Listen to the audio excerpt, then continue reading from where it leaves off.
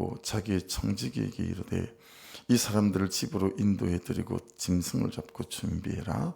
이 사람들이 정오에 나와 함께 먹을 것이니라.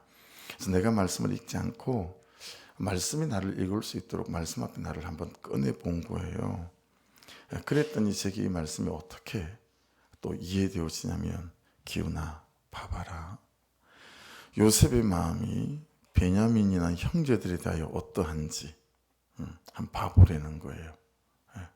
형들이 자신의 채색 옷을 벗겼고 자신을 죽이겠다고 구덩이에 던져 넣었고 나중에는 은 20냥에 노예로 팔아버렸고 일순간에 아버지 없는 고아가 됐죠.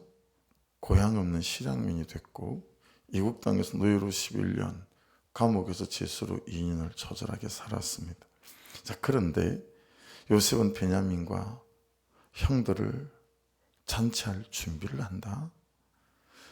요셉이 그들이 좋아서 그랬겠니? 요셉이 성품이 좋아서? 아니면 요셉이 사람이 좋은 사람이라서?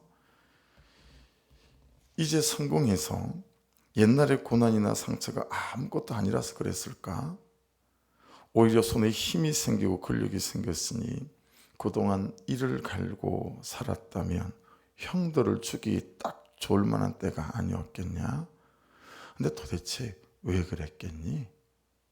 이제 말씀이 제게 말씀하실 수 있도록 저를 좀 내려놔 본 거죠. 그러면서 이제 여러분 말씀이 또 새롭게 깨달아지는 거예요. 요셉은 자기 인생을 구속사로 볼 줄 알았기 때문이라는 거죠. 그러면서 여러분 구속사로 본다라는 게 한 걸음 더 나아가 깨달아지기 시작했어요. 인생을 구속사로 본다는 게 무슨 뜻일까요? 생각해 보신 적이 있으세요? 이런 거예요. 내 인생에 하나님 빼고는 이야기할 수 없다라는 거예요. 일단 내 인생에 하나님을 넣고 이야기를 하는 거예요.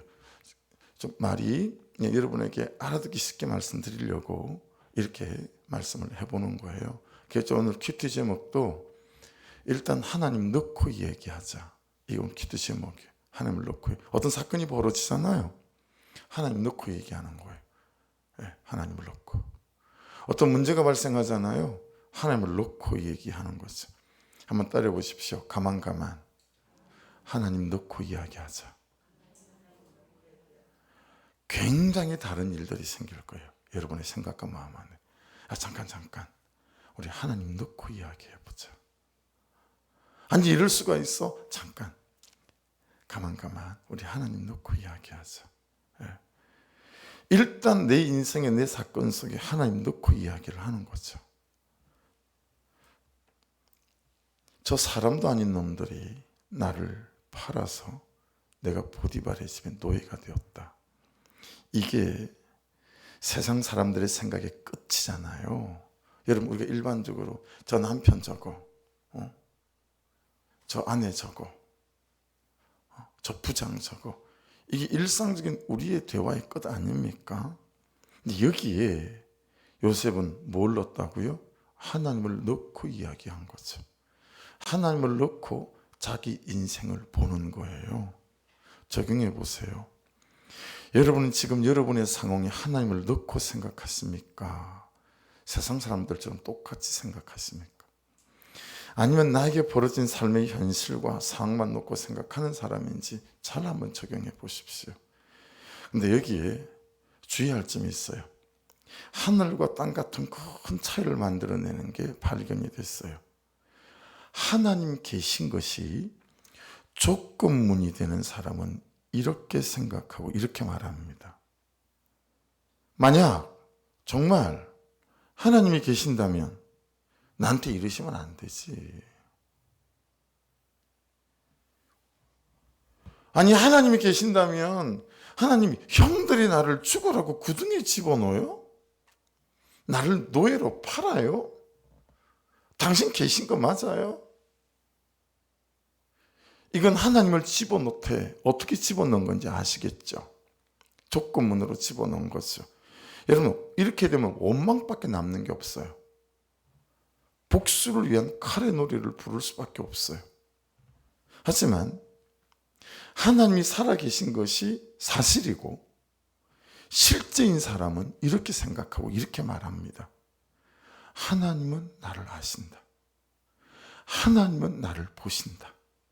하나님은 나를 들으신다.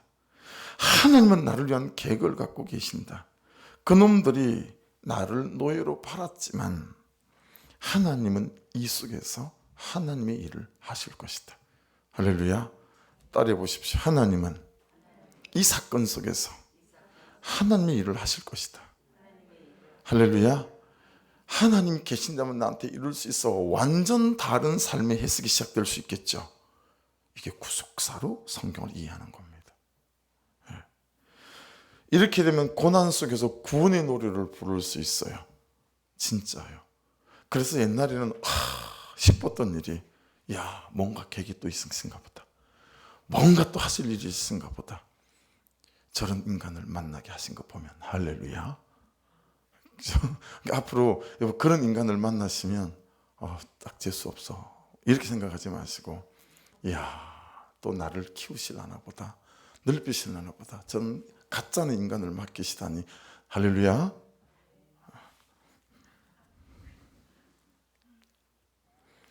아멘은 쉽지만 살기는 어렵도다. 이런 거 아니겠습니까? 여러분, 이때부터는 있잖아요. 나를 팔아먹은 그놈들이 아니라 나를 위해 수고한 사람들이 되기 시작하는 거예요. 나를 팔고 평생 그 죄책감에 시달리며 살아온 사람들 얼마나 힘이 들었을까. 구속산에서는 그의 형들이 그렇게 보이는 거죠. 고난이 보석이 되고 아픔이 상처가 내가 살아나고 다른 사람을 살리는 별이 되기 시작하는 순간인 거죠. 왜냐하면 그 아픔과 그 상처가 아니었다면 하나님 앞에 나올 생각도 못했을 것이고 그냥 돈에 안정감에 그렇죠? 우리 자녀들 잘 되는 거 보고 그 기쁨에 취해서 구원은 잊고 살기 십상인 사람이 저와 여러분 아니겠습니까? 그래서 여러분 보세요. 이제 며칠 뒤에 금요일 큐티 본문에 나올 겁니다.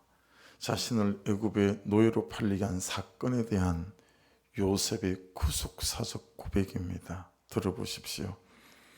당신들이 나를 이곳에 팔았다고 해서 근심하지 마소서. 한탄하지 마소서. 하나님이 생명을 구원하시려고 나를 당신들보다 먼저 보내셨나이다. 할렐루야. 완전한 구속사적인 해석이죠. 그렇죠? 완전히 내 사건 속에 하나님을 넣고 얘기하는 거죠. 그렇죠? 하나님 살아계신다면 이럴 수 있습니까? 조건문으로 말한 게 아니죠. 그렇죠? 하나님이 나를 아시고 하나님이 나를 보시고 하나님이 나를 들으시고 그래서 이 사건 속에서도 하나님은 하나님 일을 하신다. 아멘. 그건 구속사적인 해석이 되기 시작한 거죠. 내 인생의 내 사건에 하나님을 넣어라. 하나님을 넣고 이야기하자. 그게 구속사로 나를 보고 내 인생을 본다는 것입니다. 그럼 해석이 됩니다. 해석이 되면 내가 어떻게 살아야 할지가 보입니다.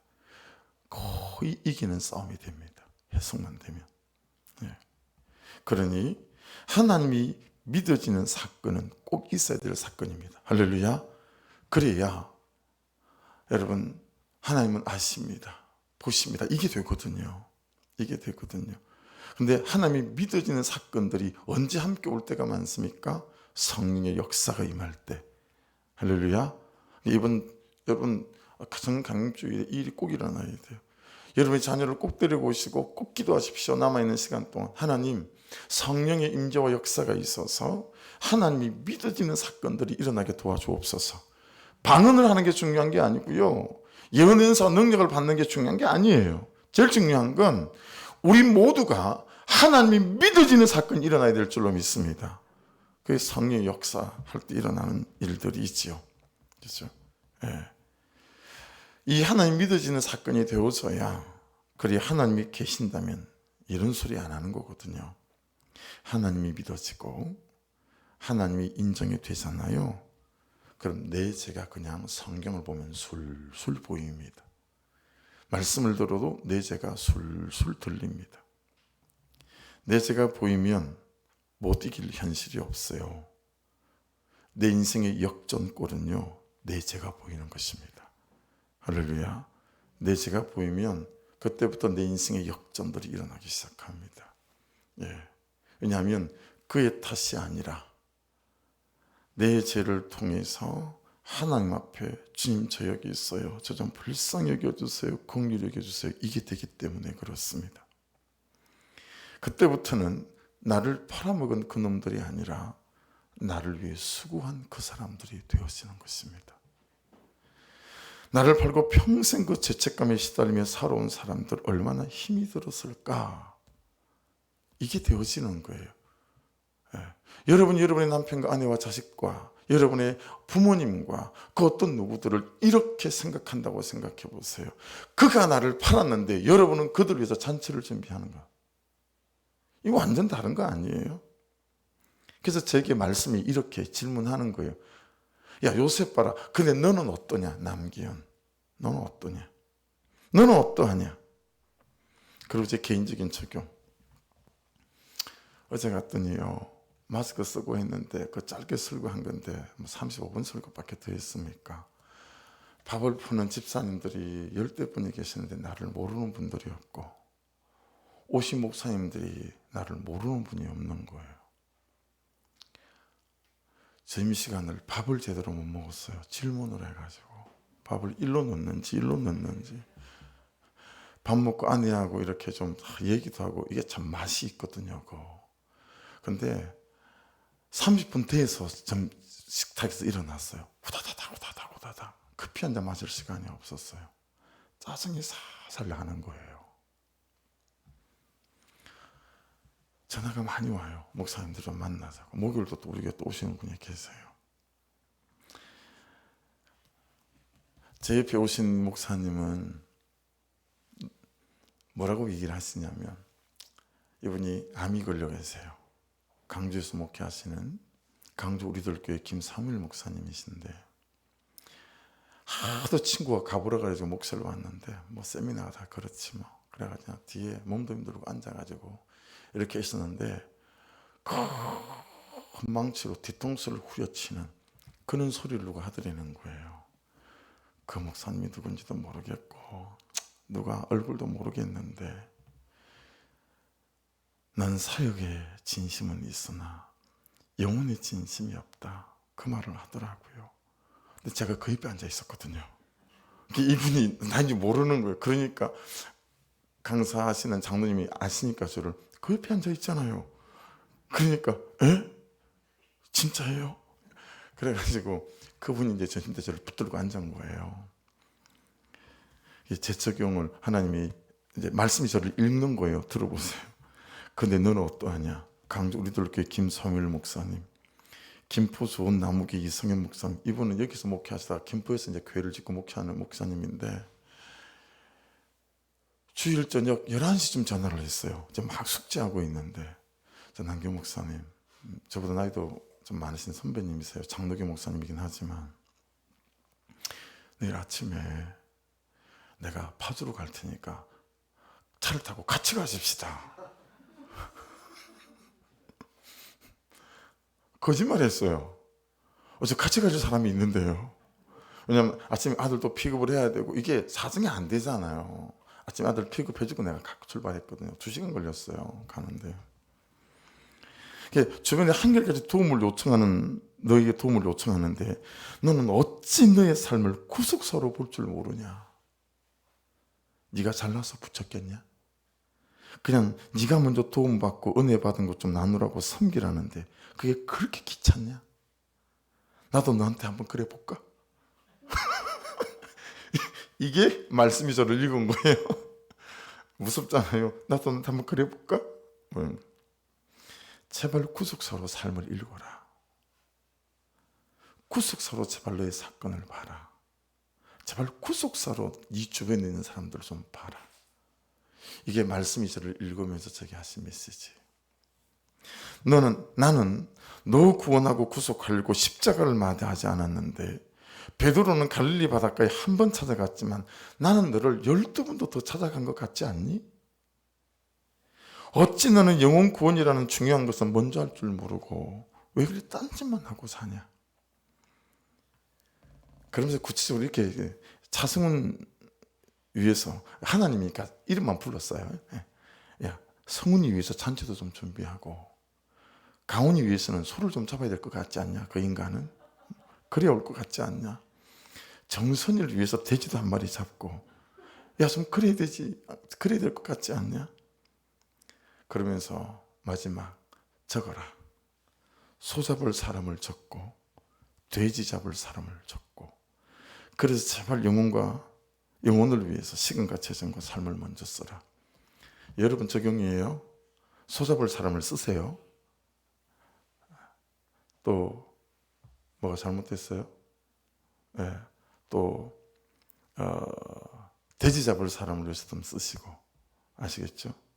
뭐 성현정 씨를 위해서는 뭘 잡아야 될지, 김문정 검찰님을 위해서는 뭘 잡아야 될지, 박흥수 집사님을 위해서는 뭘 잡아야 될지. 할렐루야. 엄마를 위해서는 소 갖고 안 될 것 같은데 엄마하고 오빠하고 동생하고 그죠? 예. 야, 말씀이 나를 읽게끔 그분 앞에 내놨더니 말씀 앞에 참 또 다른 거 있죠. 여러분이 천천히 잘 좀 훈련해가 왔으면 좋겠다. 그리고 여러분 꼭 하나님 넣어서 할렐루야. 모든 사건 속에 하나님 넣어서 구속사로 16절에 요셉이 말하는 것 좀 봐라. 이 사람들이 정오에 나와 함께 먹을 것이니라. 자기를 죽인 거나 진비 없는 자들과 함께 먹을 것이라고 하지 않냐? 그런데 너는 네 눈밖에 딱 나면 마지못해 딱 교회를 끊지 않을 정도만 아는 척을 하더라. 할렐루야.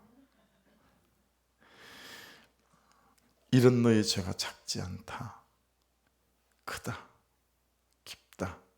무엇보다 너무 오래되었다. 이제는 제대로 좀 살아야 되지 않겠냐. 아, 참 말씀 앞에 꼼짝 마라가 되고 회개하지 않을 수 없는 그런 애통함이 제 자신에 대해서 생기는 거 있죠. 여러분 17절 18절만 볼까요? 청지기가 요셉의 명대로 하여 그 사람들 요셉의 집으로 인도하니 그 사람들이 요셉의 집으로 인도됨에 두려워하여 이르되 전번에 우리 자루에 들어있던 돈의 일로 우리가 끌려드는도다. 이는 우리를 억류하고 달려들어 우리를 잡아 노예로 삼고 우리의 나귀를 빼앗으려 함이로다 하고. 여러분 요셉의 형들을 보시면 어때요? 세상 사람들이 다 자기 같은 줄 알아요. 그렇죠? 자신들이 살아왔던 방식대로 생각하고 자신들이 했던 대로 될까 봐 두려워하죠. 너의 죄가 보이느냐? 나는 너의 죄를 씻어내고 사고 용서하기 위하여 십자가를 졌는데 너는 미움을 당하면 미워하고 냉랭하게 대하면 냉랭하게 대하고 거절당하면 안 찾아가고 어찌 오른밤을 때리면 오른밤뿐만 아니라 왼밤까지 때리려고 너는 덤비냐? 속옷을 달라 하면 속옷 아니라 겉옷까지 발가벗기려고 너는 달려드냐? 미워하는 것이 죄가 아니고 사랑하지 않는 것이 죄다. 알아서 하겠지 뭐 그게 죄고, 자기 일이잖아. 자기 앞가림은 자기가 하라고 해. 그게 죄고, 내 코가 석잔데 하며 돌아보지 않는 그게 죄다. 이게 저의 묵상이고 저의 말씀 앞에서의 회개입니다. 그래서 여러분 24절까지 그 돈자루 넣었던 거 그거 우리가 넣은 게 아니거든요. 막 그러니까 이 요셉의 종이 23절에 그가 이르되 이 너희는 안심하라 두려워하지 말라. 너희 하나님 너희 아버지 하나님이 재물 너희 자루에 넣어 주신 것이니라. 너희 돈은 내가 이미 받았느니라. 여러분 이제부터 뭐가 벌어지죠? 요셉의 구속사가 자기를 팔아먹은 그놈들의 구속사가 되기 시작해요. 이해되시죠? 틀림없습니다. 내가 살면 그를 살릴 수 있습니다. 내가 살아나야 그도 살아납니다. 요셉이 구속사로 살아있으니까 이제 형들을 살리는 역사가 시작되지 않습니까? 그래서 그가 그런 것은 그가 원래 그런 사람이었어가 아니고 내가 예수로 살아난 사람이 아니기 때문일 수 있습니다.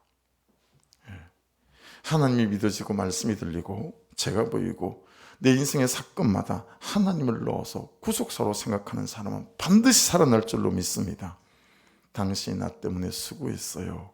말하지 않을 수 없습니다. 살아나서 살리는 사람, 이것이 예수 믿는 저와 여러분의 주제이고 우리의 삶의 제목입니다. 살아나서 살리는 사람, 사건마다 현실마다 하나님을 넣어서 구속사로 나를 보고 해석하는 사람, 그때 내가 살아나서 여러분 때문에 남편과 자녀와 아내와 어머니와 가족들이, 친구들이, 이웃들이 살아나는 역사가 있기를 주의 이름으로 축복합니다. 기도하겠습니다. 말씀 붙잡고 기도하시면서 하나님 은혜를 부어주십시오. 성령을 부어주십시오. 아버지, 오늘 말씀처럼 하나님을 넣어서 구속사로 내 인생을 보게 도와주십시오. 아버지, 무엇보다 내가 온전히 살아 있지 못해서 그를 살리지 못하는 것일 수 있다라고 말씀하셔서 또다시 깨달아지며 내가 기도해야 될 이유를 발견합니다. 아버지, 특별히 이번 성령 강림주를 위해서 우리가 며칠간 기도합니다. 아버지, 간섭하여 주십시오. 특별히 이제 수요일부터서는 모든 핸드폰의 미디어와 오락가 게임과 TV 시청을 싹 금지합니다. 할 사람하고 안 할 사람 안 하겠지만 그래서 수목금토 주일 예배 때까지 일절에 모든 시선을 딱 끊고 오직 성령 강림 주일에 성령을 부어주십시오. 성령의 세례가 임하여 아버지 하나님 참으로 하나님이 믿어지는 사건이 성령 세례와 함께 우리 교회 모든 영혼에게 시작되게 도와주시고 믿어짐으로 말미암아 내 죄가 보이는 역사가 시작될 수 있도록 역사하여 주시옵소서. 오늘 말씀 붙잡으시고 성령 강림주일 그리고 남아있는 며칠간의 기도와 또 그날에 임하실 성령의 역사와 정말 하나님이 믿어지는 사건과 내 죄가 보이는 사건들이 일어나게 해달라고 우리 주 한번 부르고 기도하고 일어나십시다. 주여, 주님, 주님,